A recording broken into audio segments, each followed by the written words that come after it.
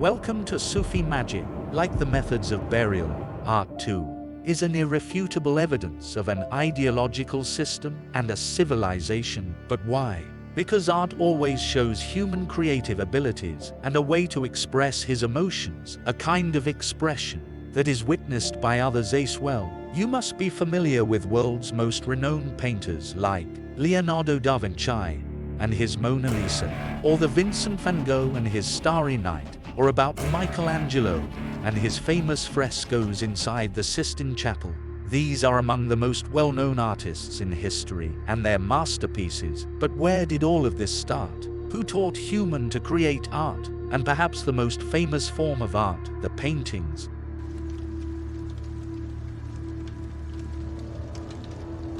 So far, we have explored 27 countries where there are such caves, in whose walls and ceilings we can see cave paintings. In fact, 350 paintings have been discovered in the caves of France and Spain alone, and some of these paintings date as far back as 45,000 years. Most of these paintings are created by using the finger tracing technique, because obviously, it was a time long before the invention of brush or canvas. So what they did was that they used red ochre, about which I have already told you in the previous episode, that it is also a naturally occurring red color or a natural red pigment. They used to rub red ochre on their fingers and trace along the cave wall to draw. There is no doubt that when I see these paintings, I cannot help but wonder that what kind of world it was. How did those people think? How did they used to live? In fact, when Pablo Picasso, who was a very famous artist and a painter of our time, when he visited the caves of Altamira in Spain,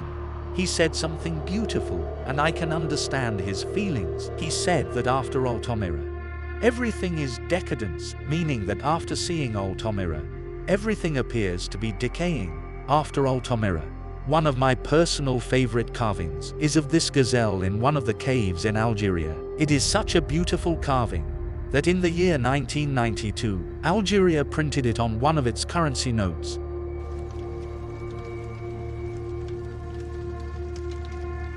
But where it is wonderful to see all this, it also raises many mysterious questions by an in-depth study of these paintings. For example, one of the first questions that come to the mind and was also asked by a research conducted by Pennsylvania State University. According to their research, most of these paintings were created by female hands, meaning that most of these paintings were created by women. We can tell that by strokes done in the painting itself, because between naturally, the strokes done by male and female hands will be different.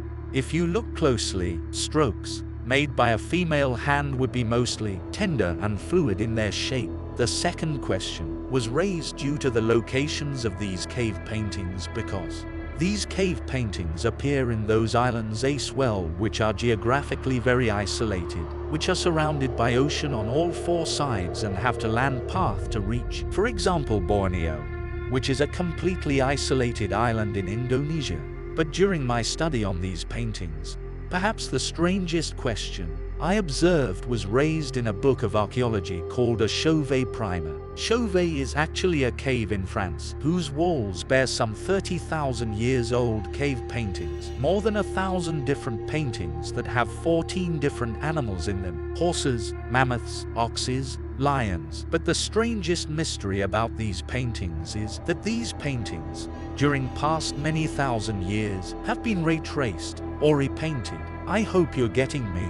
It is as if we give a piece of paper to a young child with a very basic dotted sketch and instruct him that wherever we have drawn the dotted line, you too draw on it, trace on it, just like that. It seems as if in the Chauvet cave, someone drew a basic sketch, and based on this basic sketch, in the coming thousands of years, many people recreated the scene, retraced it many times. But who had made the original sketches? You will have to be patient for the answer to that question, because before I tell you about them, I want to create a full image of that time in your minds firmly.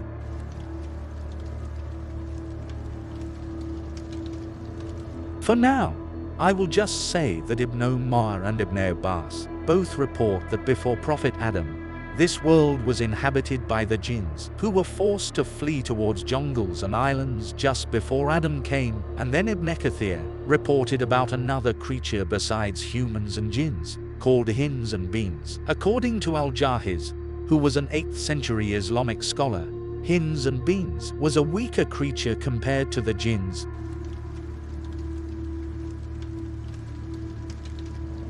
But another creature is reported in a book written 2,300 years ago, a book which speaks about the prophets before Nuh, mentioning them by their names, provides strangest of the details about that period of human history, and some of those details are so strange that you will probably not believe me. But there is something that you will have to believe. Surah Mudassir, the forces of your Lord are unknown by any except Him.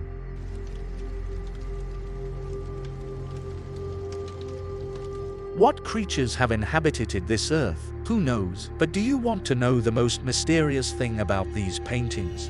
All the paintings that were created before 15,000 years do not carry a human figure in them. They only have animal-like figures, and 2 of the cave paintings done 38,000 have so strange things in them that you will be shocked, but that will be discussed in the coming chapters in our journey to the early world.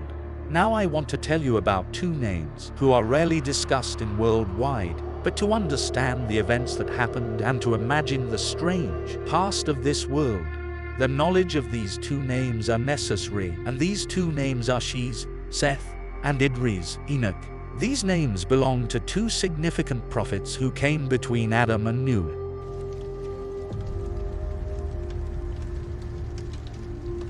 After the murder of Abel, Allah bestowed Adam with a 3rd son called Shiz. Shiz literally means a gift in the name of Allah. According to Ibn Kathir exegesis, Adam and even named him Shiz because Shiz was given to them in the place of Abel. Bible refers to him as Seth, and according to Masoretic text, which means a 24-volume commentary on the Old Testament, Prophet Adam was 130 years old at the time of Seth's birth, and that Seth resembled to Adam much in his facial features. Abu Zar Ghifari reports from Prophet Muhammad that Allah descended 100 scriptures, out of which 50 were given on Prophet Seth. Seth is also significant because Abel did not have children. He was killed before that, and the children of Cain were killed in a great flood, which I will discuss later. It was only Seth from the children of Adam whose offspring survived, and this is why Seth is also considered one of the forefathers of the entire human race. And according to Islamic literature, comb is one of the inventions of Prophet Seth. Ibn Ishaq reports that Adam taught Seth the concept of day and night hours, meaning the concept of time. He taught him about the hours of worship, and that one day a great flood will come after Prophet Jesus, 93 years after him.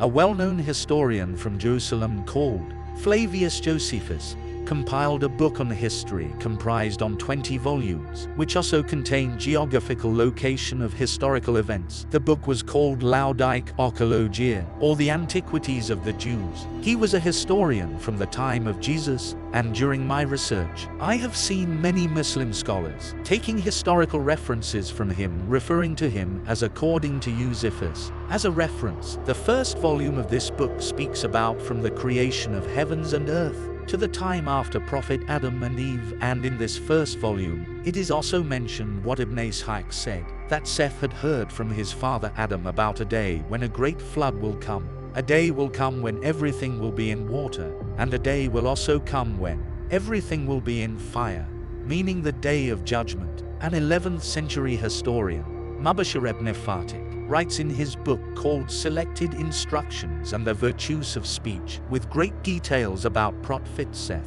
I will tell you a short summary of it, that Seth was given from many of the knowledges, among which there was the knowledge of a great flood, the concept of time, and the understanding of night worships. Abu Zar Ghifari reports that out of 100 scriptures, 50 of them were given to Prophet Seth alone, and according to Imam Tabari, a reference to these scriptures are in the 18th verse of Surah Allah, that these instructions have been given in the scriptures before. These scriptures were inscribed on 2 pillars made of clay and stone, but we cannot be sure about this particular report. because inscriptions was invented by Prophet Enoch, much later than Prophet Seth.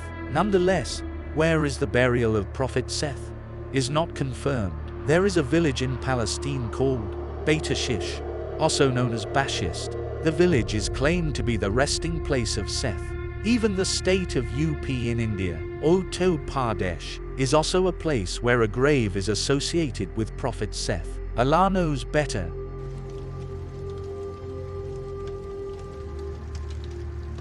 And the second name which I really want to tell you about is Idris. He is the first prophet after Adam who is mentioned twice in Quran by name, first in Surah Anbiya and second in Surah Maryam with the words that, and mention in the book, O Prophet, the story of Enoch, that he was surely a man of truth and a prophet, and we elevated him to a higher place. What was this higher place? Have some patience, because this information will probably shake you. However, it was Enoch who first used the instrument of pen, and when Maiwiyah bin Hakim once asked Prophet about the inscriptions of clay, the Prophet replied that certainly a prophet has passed who practiced it, and Ibn Ishaq reports that it was Prophet Idris. The inscriptions in clay, which I have extensively discussed in previous chapter, the clay tablets, written tablets made of clay and sand. There is another report by Abu Zar Ghafari in the exegesis of Ibn Maduyah, where Prophet Muhammad said, O Abu Zar, 4 prophets were Syriac, Adam, Seth, Enoch and Nuh, and it was Enoch who first used an instrument like a pen. The Arabic word for Syriac is Suryani, and it was an ancient language. In the same report of Ibn Maduyah that after Seth, most of the scriptures were given to Enoch, numbering 30 in all. You will find many variations of the name of Prophet Seth in Islamic literature and with the people of the book, and I want to tell you about all of them, so if you ever see any variation of his name, you will understand that who is being talked about. Idris is also known as Hunuk, and also as Kunuk, and also as Aknuk, and also as Enoch. Enoch lived through 308 years of Adam's life, and most of the exegesis tell us that it was Enoch who first preached publicly and taught people in a proper way.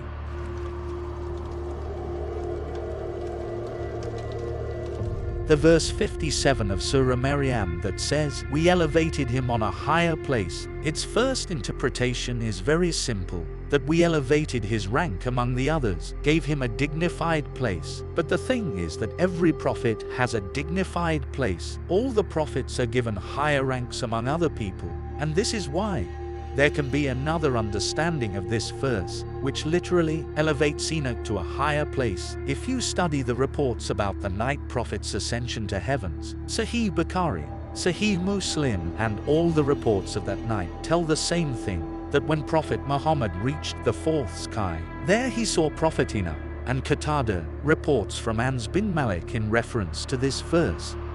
The elevation of Prophet Enoch was literal. He was literally raised to the 4th sky while he was still alive. But why was Enoch raised to this higher place? There is a report in the exegesis of Ibn Abi Hatim, and I'm quoting you that report word by word, that when the companion angel of Enoch appeared to him, the Enoch requested him that I want to see the Lord of Death, meaning the angel of death, so I may ask him how much time do I have left, so I may increase my good deeds. So the angel took him inside his wings and ascended to the skies until they reached the angel of death in the 4th sky, and the angel informed him about his conversation with Enoch. But the angel of death asked him about the location of Enoch. For I have been instructed by God to take his soul in the 4th sky, and I wondered, how will I take his soul on the 4th sky when Enoch lives on earth? And it was then, when the angel of death took his soul on the 4th sky, and when his companion angel looked under his wings, Prophet Enoch was already dead.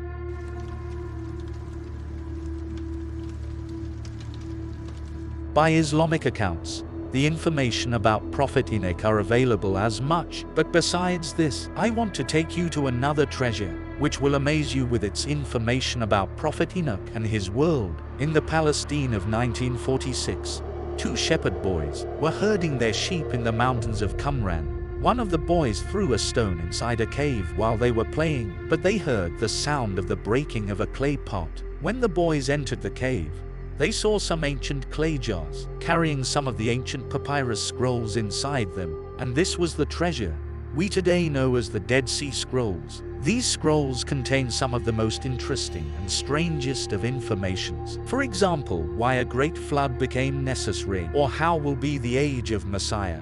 There are predictions about Prophet Jesus in these scrolls, and this was the reason why Jews never recognized the Dead Sea Scrolls, because these scrolls refer to Jesus as a prophet. These scrolls contain a book known as Meshech Hanuk, the scripture of Hanuk, and I have already told you that Hanuk, Kanuk, Enoch, all of them are variations of the name of Prophet Idris. Today we know this book as the Book of Enoch, and this book is written on white and silky leather in Ge'ez language, an ancient language from Ethiopia already extant more than 1,000 years ago. But the translation of this book was done with great effort in 1950s by a Polish Christian scholar named Joseph Milik, who was an expert of 6 modern and 13 extinct languages. Allah may bless anyone with any ability he wants, but now, I want to tell you about some of the basic concepts told in this book. What exactly does this book talk about? This book says that there will come a day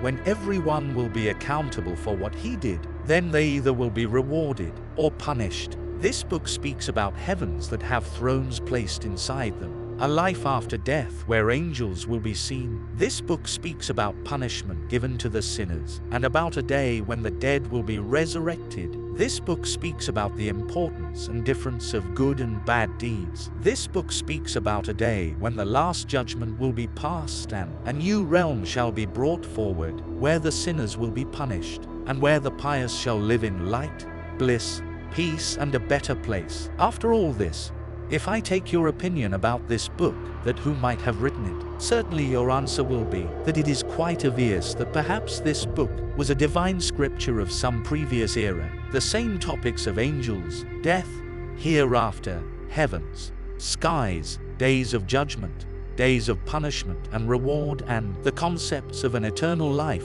But I have just started. This book talks about another kind of knowledge too. This book speaks about such a solar calendar which has very clear concept of dates. It speaks about a year which has 364 days. It speaks about 4 kinds of seasons where every season stays 91 days, which makes every season last 3 months. And in one of these seasons, all the trees shed their leaves except 14 trees, which shed their leaves every 2 to 3 years. And this season is a reference to autumn, and not only autumn, but this book shows very keen observation about its trees. This book mentions 52 weeks, and it is still not clear that all those thousands of years ago, how did they discover about a tropical year that contains 365 days or 52 weeks? And strangely, every year starts with the day of Wednesday, and I have already told you in the first chapter that it was the day of Wednesday the light was created, meaning symbolically a new dawn, a new year. Besides this book speaks about a lunar calendar, a calendar based on the cycle of moon. It speaks about such celestial objects that follow the same path and do not change. 12 types of climate, 4 cardinal directions of the world, meaning north and east, and south and west, 7 segments of Earth, which might be the 7 continents of our planet, divine scriptures and tablets, and of a mission assigned to Enoch. There are discussions of philosophy in this book too, meaning the white represents virtue and the black represents the sin. Now if I take your opinion once again about this book, then you would surely say that this book is not only religious in nature, but it talks about some genuine scientific area of studies, time and years, dates, climates, solar and lunar calendars, movements of stars, autumn, and the trees that shed their leaves. This book contains deep observations about them. In fact, the literature from this book is taken so seriously in the Western world that a conference took place in 2015, where scholars collectively discussed about the importance of this literature, and the conclusions of this meeting were published 2 years later under many different topics, e.g. rules for justice, political and theological structures, environmental matters, identity of humans, suffering, and the moral teachings of good and bad. It is written in the beginning of the English translations of this book that this is the book of Prophet Enoch, lost centuries ago, and found just recently from the Sinai desert. And I have already told you that Kunuk, Aknuk, Enoch, all of these names are variation of Prophet Idris's name. In a 9th century Arabic book, Morawij, as Zarbom Uwin al-Jor, meaning the meadows of gold and mines of gems, which is a history book from the time of Adam to the time of Abbasid Caliphate. In it, all these variations like Hanuk, Aknuk and Enoch are used for Idris. Do you remember the mention in Quran about the elevating Idris on a high place? This book also talks about a heavenly travel of Prophet Enoch, that how he traveled to south and east, and from a triangular place, he ascended to the heavens. Then he talks about the stars in the sky and the things that his companion angel Uriel and he saw together during the ascension in the skies. In fact, these incidents from the Book of Enoch were translated from Hebrew, Aramaic and Ge'ez language into Greek language. Then the Greek word used for Enoch's ascension is metatithemi, meaning the transition from one realm into another realm. And for your interest, the metaverse from Facebook's Meta is inspired from metatithemi, which takes you from one realm to another. From this point on, the information about the era of Idris and Nuh will just become stranger and stranger. So in this chapter, I will only write so much, and the rest of the information, which gives a detailed account of strange things happening in the time of Idris, perhaps the strangest of things, and the strangest of characters, and the unbelievable kind of corruption that they spread, and as a consequence of that corruption, about the coming of a great flood, that why a great flood became necessary, what was the reason that sank the whole world, and all of these things, inshallah, I will tell you in the next chapter.